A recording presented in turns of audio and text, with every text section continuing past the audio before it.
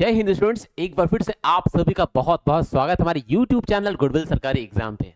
एक बार फिर से मैं बहुत बड़ी वैकेंसी की खबर लेकर आया हूं उत्तर प्रदेश से। आपको डिस्प्ले पर दिख रहा होगा यूपी पुलिस कांस्टेबल भर्ती नोटिफिकेशन आउट, कुल पद 32,679 प्लस 32,679। बहुत बड़ी वैकेंसी, बहुत बड़ी संख्या में वैकेंसी है। क्या योग्यता होने वाली है, आयु क्या होना चाहिए, सिलेबस क्या है, एग्जामिनेशन पैटर्न क्या है, संपूर्ण जानकारी मैं आपको देने वाला हूं इस वीडियो में। इस कंप्लीट वीडियो को जरूर देखिएगा। बहुत बड़ी और बहुत अच्छी वैकेंसी है स्टूडेंट्स।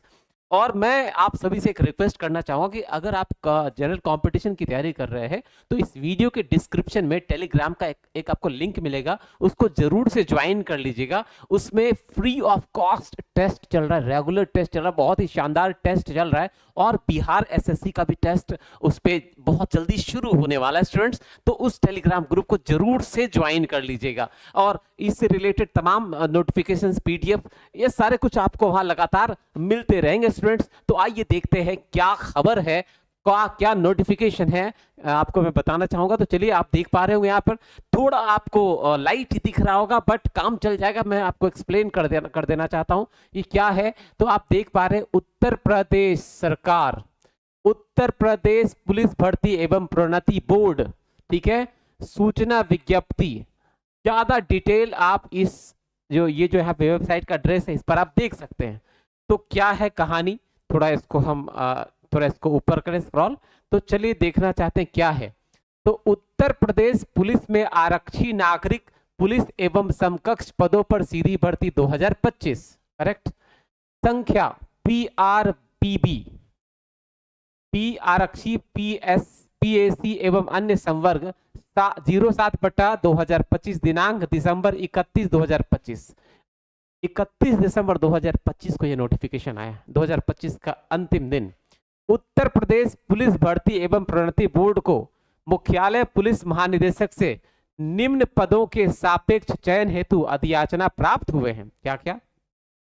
आरक्षी नागरिक पुलिस पुरुष और महिला, आरक्षी PACC सशस्त्र पुलिस बल पुलिस पुरुष, आरक्षी विशेष सुरक्षा बल पुरुष, महिला बटालियन हेतु महिला आरक्षी, आरक्षी घुड़सवार पुलिस पुरुष, जेल वार्डर पुलिस पुरुष, जेल वार्डर महिला।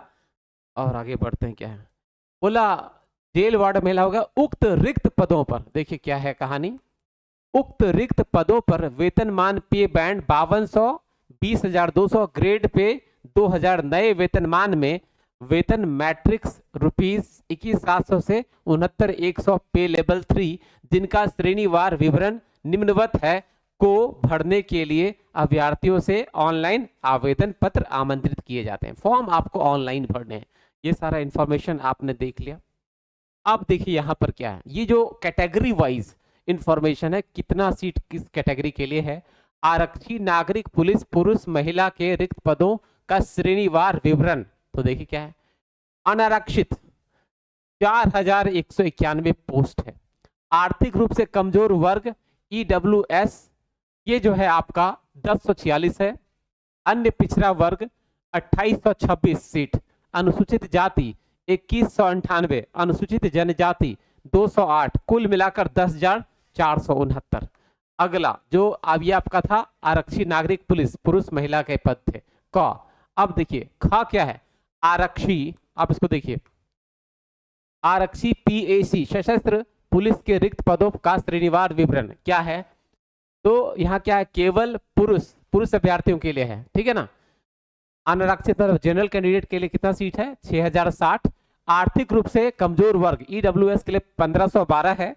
अन्य पिछड़ा वर्ग के लिए 4,183 है। अनुसूचित जाति के लिए 3,176 है। अनुसूचित जनजाति के लिए 300 है। कुल मिलाकर 15,131 सीट है यहाँ पे। आगे देखिए, ये क था, अब ये ख था, अब ये ग का श्रेणी में क्या है। तो आरक्षी विशेष सुरक्षा बल के रिक्त पदों का श्रेणीवार विवरण केवल पुरुष अभ्यर्थियों के लिए, ठीक है। इसमें अनारक्षित मतलब जनरल कैंडिडेट के लिए 538 सीट है। आर्थिक रूप से कमजोर वर्ग EWS के लिए 134 सीट है। अन्य पिछड़ा वर्ग के लिए 362 सीट है। अनुसूचित जाति के लिए 281 सीट है। अनुसूचित जनजाति के लिए 26 सीट है। कुल मिलाकर 1341 सीट है। अब आइए घ में आते हैं। घ में क्या है भाई, महिला बटालियन जनपद लखनऊ, बदायूं व गोरखपुर हेतु महिला आरक्षी के रिक्त पदों का श्रेणीवार विवरण केवल महिला अभ्यर्थियों के लिए। यहां पर देखिए क्या, अनारक्षित जनरल के लिए कितना है 916, आर्थिक रूप से कमजोर वर्ग ईडब्ल्यूएस के लिए कितना है 228, अन्य पिछड़ा वर्ग के लिए कितना है 615, अनुसूचित जाति के लिए कितना है 478, अनुसूचित जनजाति कितना कितना है 45, कुल मिला कितना हो गया 2282। तो ये आप देख पा रहे हैं ये महिला बटालियन जनपद के लिए था। अब अंगा श्रेणी में, अंगा में क्या है, यहां देखिए क्या है, आरक्षी घुड़सवार पुलिस के रिक्त पदों का श्रेणीवार विवरण केवल पुरुष अभ्यर्थियों के लिए।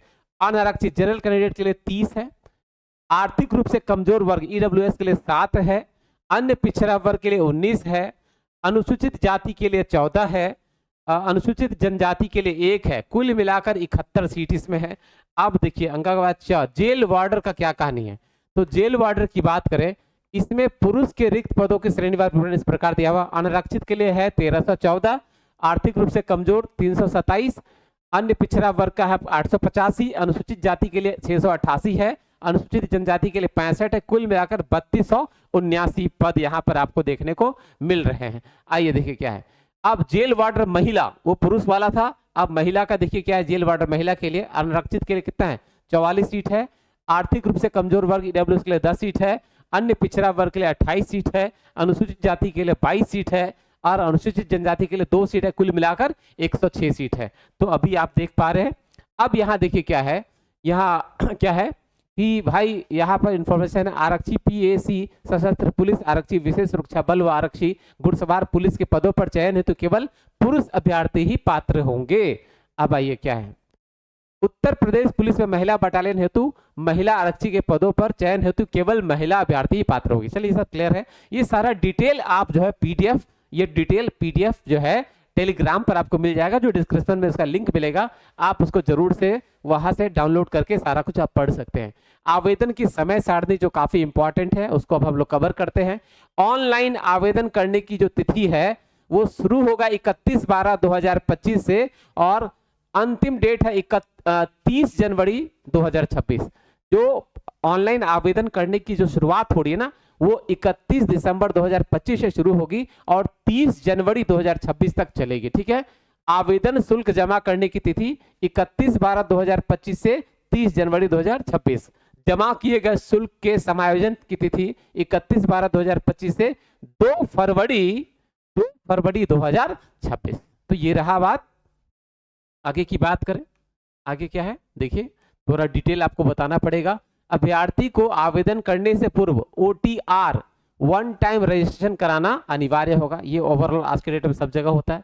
ठीक है, तो ये सारा चीज डिटेल आप पढ़ लेंगे। ठीक है, उसके बाद जो इसके आगे का इंपॉर्टेंट चीज है मैं डिस्कस कर लूँ एक बार आवेदन पत्र में वरीयता देने के बाद। चलिए ठीक है, ऐसा पढ़ लीजिएगा, कोई इशू नहीं है।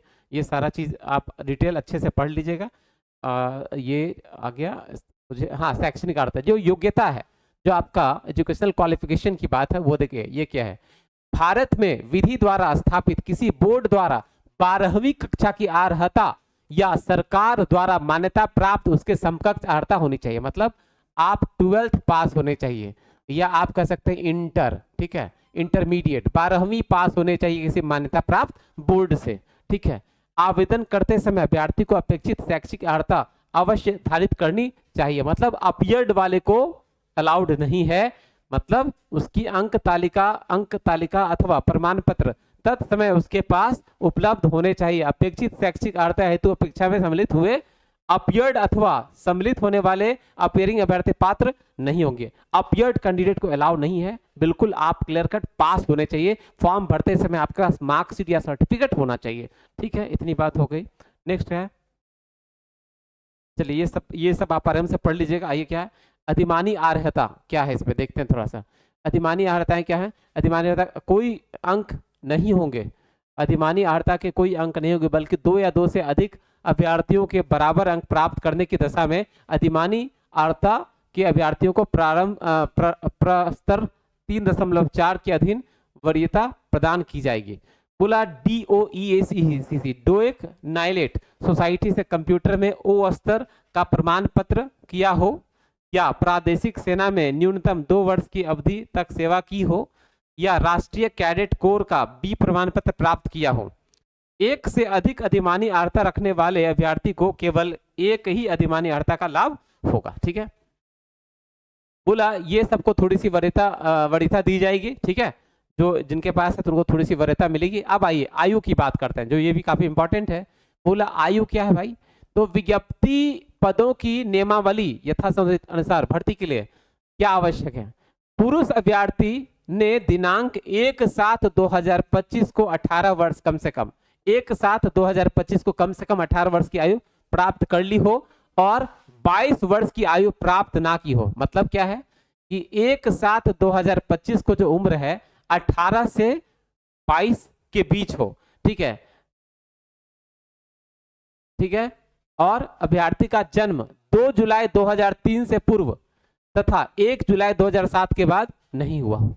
2 जुलाई 2003 के पहले अभ्यर्थी का जन्म नहीं होना चाहिए और 1 जुलाई 2007 के बाद का नहीं होना चाहिए। ठीक है, महिला अभ्यर्थियों ने दिनांक 1/7/2025 को 18 वर्ष की आयु प्राप्त कर ली हो और 25 वर्ष की आयु प्राप्त ना की हो। ठीक है, तो 18 से 25 महिलाओं के लिए है। अभ्यर्थी का जन्म यहाँ देख लीजिएगा, कहीं कोई दिक्कत की बात नहीं है।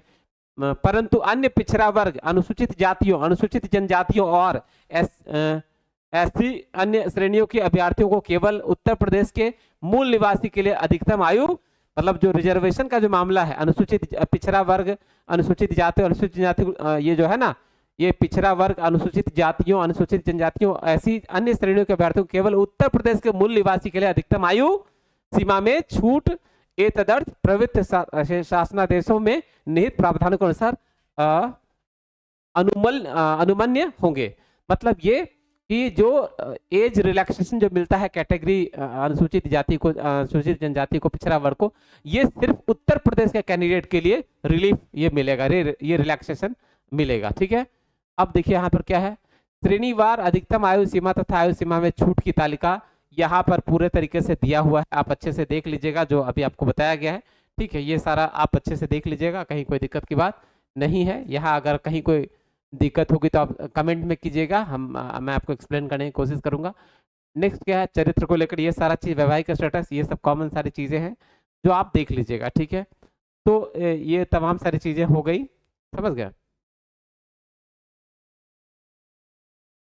ठीक है, तो स्टूडेंट्स ये रहा आपका उत्तर प्रदेश पुलिस की इतनी बड़ी वैकेंसी। तो आप लोगों को वीडियो अगर पसंद आया हो तो आप जरूर से वीडियो को लाइक कीजिएगा, चैनल को सब्सक्राइब कीजिएगा। स्टूडेंट्स कमेंट लिखिएगा आपको किस प्रकार का और डिटेल चाहिए, और फिर से रिक्वेस्ट है कि वीडियो के डिस्क्रिप्शन में टेलीग्राम का लिंक दिया हुआ है, उस टेलीग्राम ग्रुप से आप जरूर जुड़ जाइएगा, क्योंकि वहाँ आपको बहुत सारे बेनिफिट्स मिलने वाले हैं। PDF notes, assignments, free test चल रहे हैं, और इस प्रकार की जितने वैकेंसीज हैं इसका कंप्लीट नोटिफिकेशन का पीडीएफ वगैरह आपको एक जगह मिल जाएगा। स्टूडेंट्स इस वीडियो में इतना, आप सभी का बहुत बहुत धन्यवाद। जय माता दी, all the best, thank you very much.